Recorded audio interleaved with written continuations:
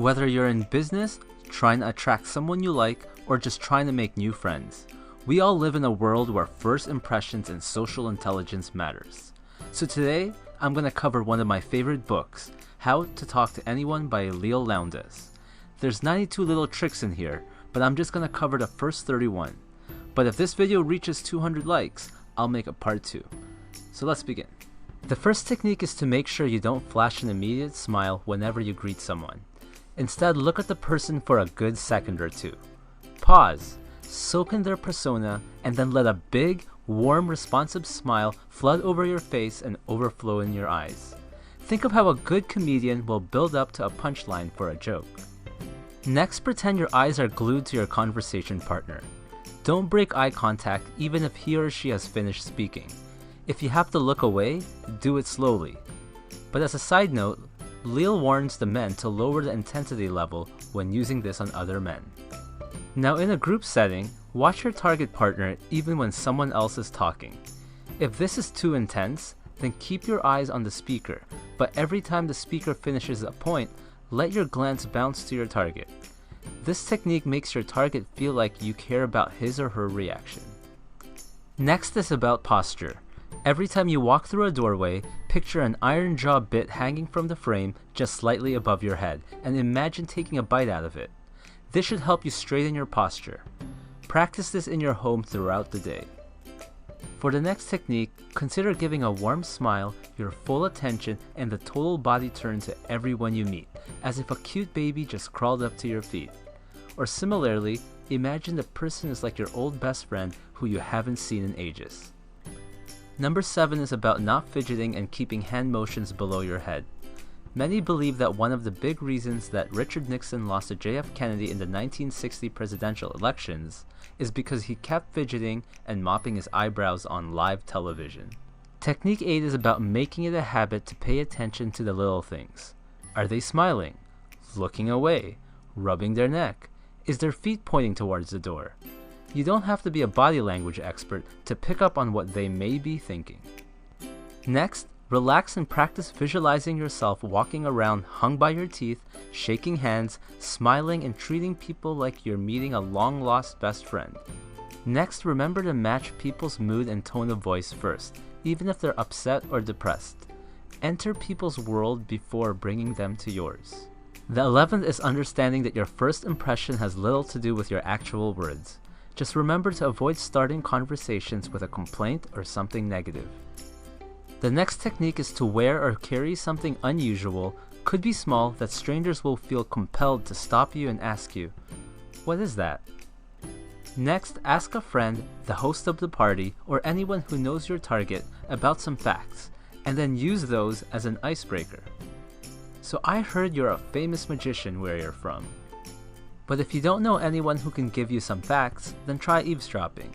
"Excuse me, I couldn't help but overhear that you're a dancer." When someone asks you the inevitable, "Where are you from?"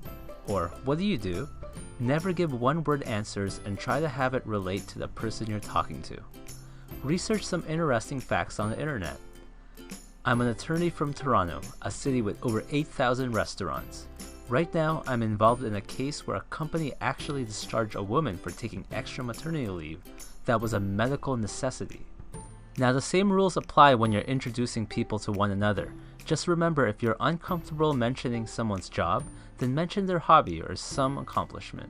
Next, when in conversation, pay attention to word clues that hint to your target's preferred topic.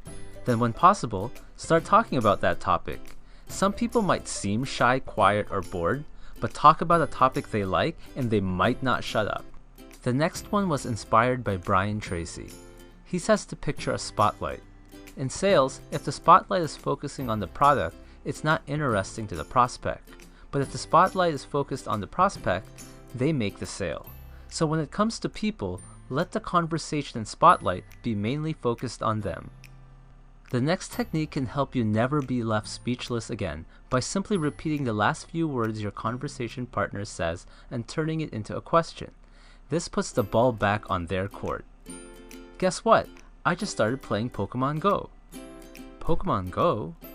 The word encore, which the audience sometimes shouts at the end of a good performance, means they want another one. So recall a good story someone in a group setting with you has told you, and then tell them about the time you got struck by lightning and survived. This shines the spotlight on them by requesting a repeat performance. When first meeting someone, avoid any stories about yourself that would potentially be looked down upon. Later in the relationship, telling a new friend that you got caught stealing or have been married 3 times will probably be no big deal. Next, if you're ever afraid of going to some social event because you'll have nothing to say, then simply go watch or read about the latest news. The 24th is about never asking people the question, "What do you do?"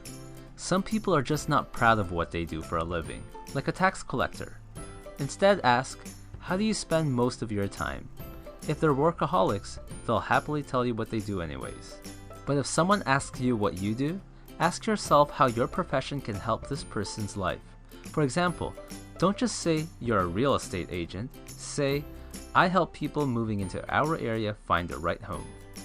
Next, get a thesaurus. Look up common words that you use every day and start finding permanent replacements.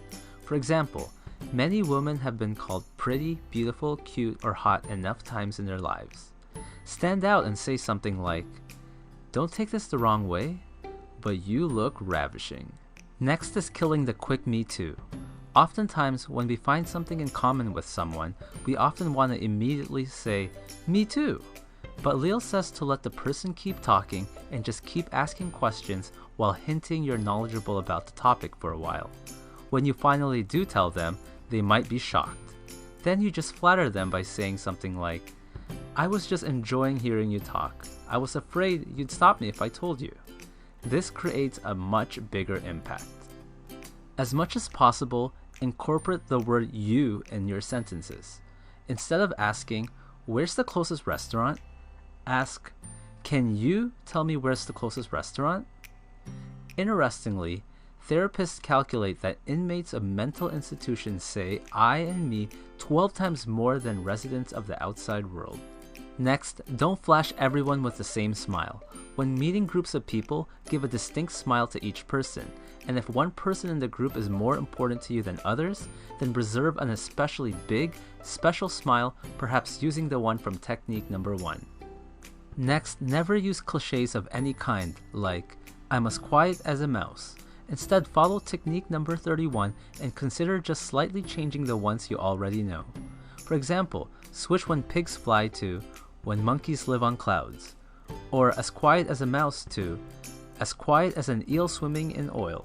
Instead of "sure as death and taxes," try "as certain as beach traffic in July." Now, because I'm approaching 1,000 subscribers, I just want to thank every single one of you. And as a gift for watching this whole video, I'm randomly giving a copy of this book to anyone who subscribed and joined my mailing list. You'll get access to exclusive contents and gifts, my free ebook, a chance to win future drawings, and much, much more. So as usual, choose A, B, or C, or D. Hope my pants fall down.